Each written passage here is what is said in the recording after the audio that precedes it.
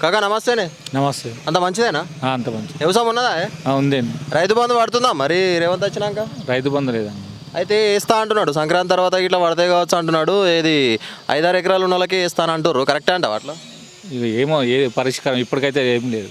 ఇంతకుముందు 100 ఎకరాలు ఉన్న వాళ్ళకి కూడా పడ్డది కదా రే మన కేసీఆర్ ఉన్నప్పుడు. ఇప్పుడు 5-6 ఎకరాలు ఉన్న వాళ్ళ వరకే వేస్తాను అంటున్నాడు. సో అది 2-3 రోజులల్లో ఏటో ఏటో సెట్ చేస్తారు అన్నట్టు. అయితే ఎట్లా కరెక్టే అంటావు ఈ పద్ధతి మరి? ఇక పద్ధతి అంటే అందులో లేని వాళ్ళు గిట్ట ఉన్నారు, ఉన్నవాళ్ళు ఉన్నారు, లేని వాళ్ళు ఉన్నారు. ఇప్పుడైతే సంవత్సరం అయిపోతుంది.